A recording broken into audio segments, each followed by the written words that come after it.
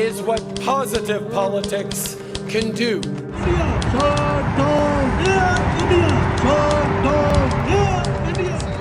This is what a positive, hopeful vision and a platform and a team together can make happen.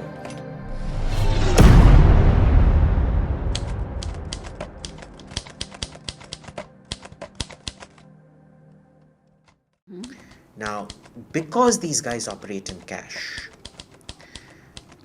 you don't know how much money they're getting or raising. How? And it's literally what we call hafta vasuli, where the Khalistanis make money and they put in a portion of the funds to the Liberal Party. So it's essentially a Liberal Party, Justin Trudeau drug racket, drug mafia.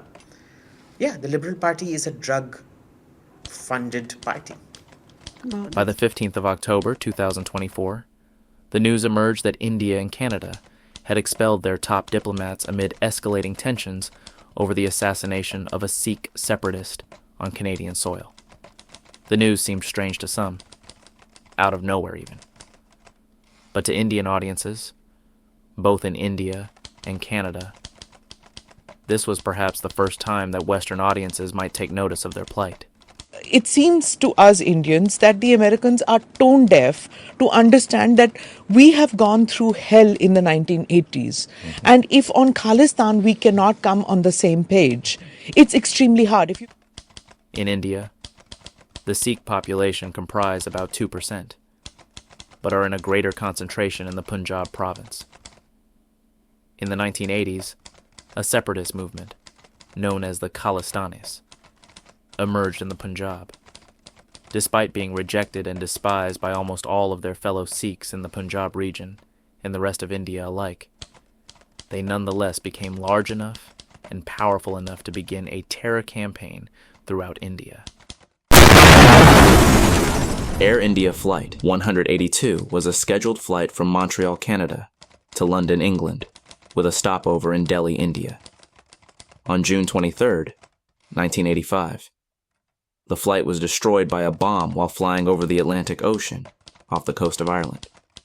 All 329 people on board, including 268 Canadian citizens, 27 British citizens, and 24 Indian citizens, were killed in what remains one of the deadliest acts of aviation terrorism. And I'm talking about 35 years ago, where he turned around and he said that if there is a Khalistan, it's in your country. It's not here. So since then, India has been through fire on the Khalistan issue, and it seems like we are back to the same page where we just don't trust the Americans on the Khalistan issue. Why are Americans tone deaf to that?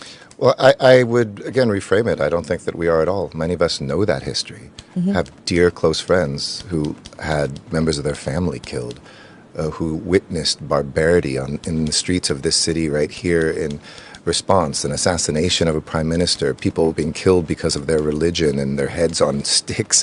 We know that history. Sikh separatism, rooted in a bloody insurgency in India during the 1980s and early 90s, continues to strain relations between the two countries. Canada has faced sharp criticism from Delhi for failing to oppose the pro-Khalistan movement within its borders.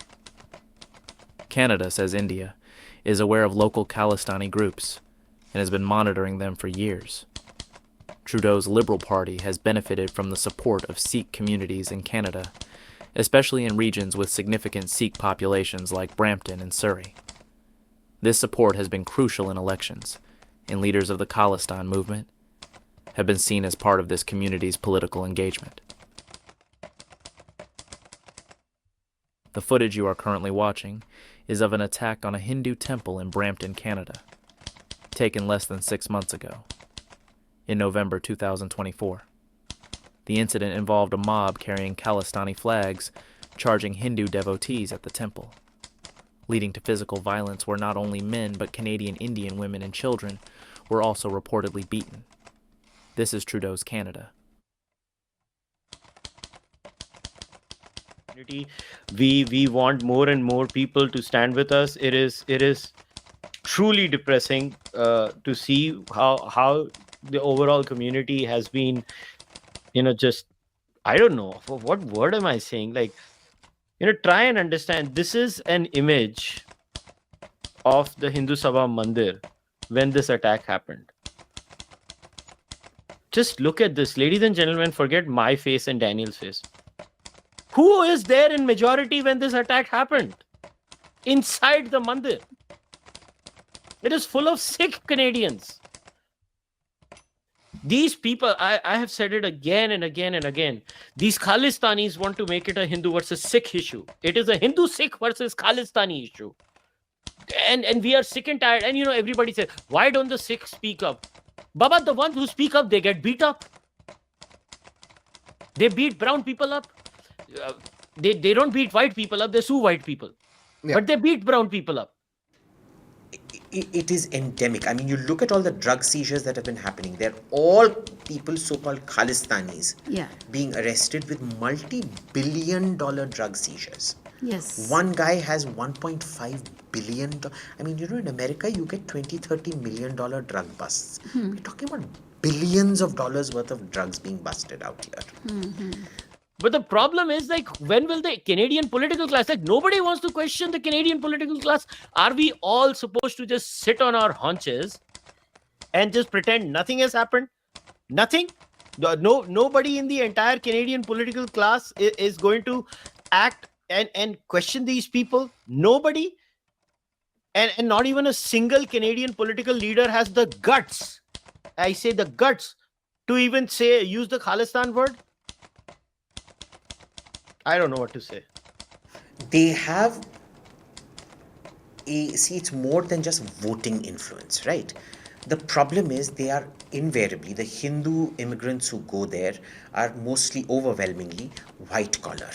Okay. They don't have time to come out on the streets and protest. The Sikh immigrants who go there are all muscle power. They get into truck driver jobs and things like that. So in the entire Khalistani, first, there's no such thing. Anybody who's been to Punjab knows there's no Khalistan movement out here or anything like that. It's a figment of the imagination that exists in somebody's mind, right? But what they do is they go out there. Simple little boy from rural Ludhiana or rural Patiala lands up in a first world country, no resources, no nothing. They get completely entrapped by these ghettos, these Khalistani ghetto bosses. And they are basically running a huge drug racket. So you look at it, they monopolize the truck business. What do you need for transporting drugs? Trucks. What is the cultural milieu for normalizing drugs? Rap music. And who dominates the rap music scene? Punjabi rappers. Punjabi rappers. They do gun running out there, and gun running is also a cultural milieu in rap. And so they've got the cultural, they've got the captive immigration ecosystem, and they've got the means of transport. So they are acting as the local lieutenants of all these drug cartels out there, right? So it's financially very powerful. In February 2018, during Canadian Prime Minister Justin Trudeau's official visit to India, he invited Jaspal Atwal, an Indo-Canadian businessman convicted of attempted murder, to a dinner reception in New Delhi, celebrating Canada-India ties, hosted by Canada's High Commissioner. Jaspal Atwal was part of the International Sikh Youth Federation, a group advocating for Khalistan as a separate Sikh state.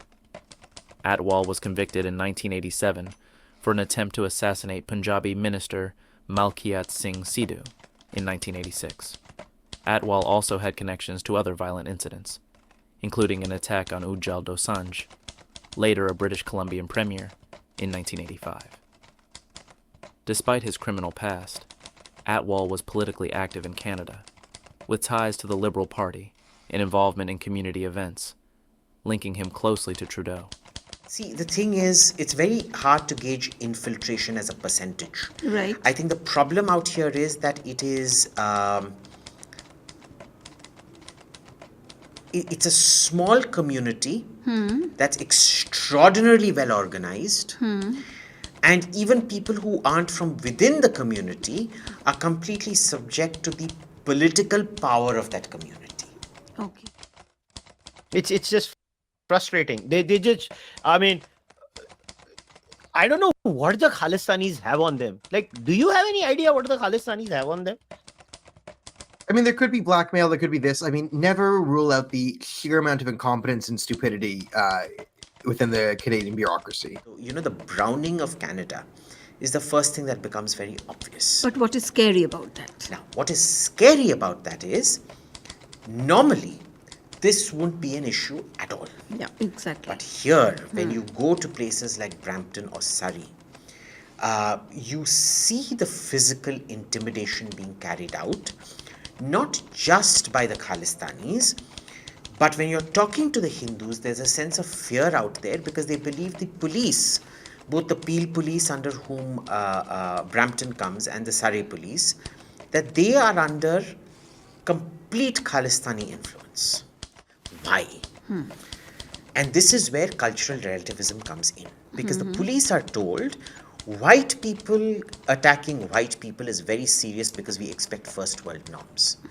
But brown people attacking brown people, see, this is a cultural thing in Punjab, you know.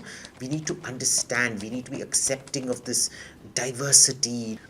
You need to be accepting of this. And so everybody knows that if a Khalistani comes and attacks you and you're brown, the police just won't take it seriously. Also, you have to understand, like, it's not just Hindus in Canada, okay? It's not just Hindus. It's not like Canada's this perfect place, but it's only this Hindu Khalistani issue where society's falling apart. No, it's many different places. And you don't have to be a Khalistani, a hardcore Sikh brainwashed Khalistani, to end up becoming a Khalistani in Canada. If you're my age and you went to a public school and then you went to a university and you took a sociology degree and you leaned a bit left while you did it, and then you got even more left-wing and then you went into human resources and you're in a bureaucracy and you're just a sort of left-wing Canadian inside the Liberal Party, you're probably a terrorist sympathizer. When they tell you the oppressor-oppressed thing and they go, oh, Sikh genocide, Sikhs were oppressed in India, and instantly, if you're just a standard left-wing Canadian and the Khalistanis come at you with this liberal narrative, you're just going to be like, oh, okay, yeah, they're right. Of course, they're oppressed. They can attack a temple. This is just the Western mindset is so toxic right now that you don't have to be a hardcore Khalistani to back the hardcore Khalistanis. You could just be my cousin who's left wing and, oh, Daniel says some crazy things and I'm very progressive, and you go to a circle with your friends and they're just talking politics, and if you're just talking politics with some progressive friends and this comes up in some way, it's very likely that if you're all progressives, you'll get in a room and you'll decide that the people whacking Hindus with sticks are the real victims. And what do you do about this? When the police itself is compromised, that's running a political agenda, what do you do?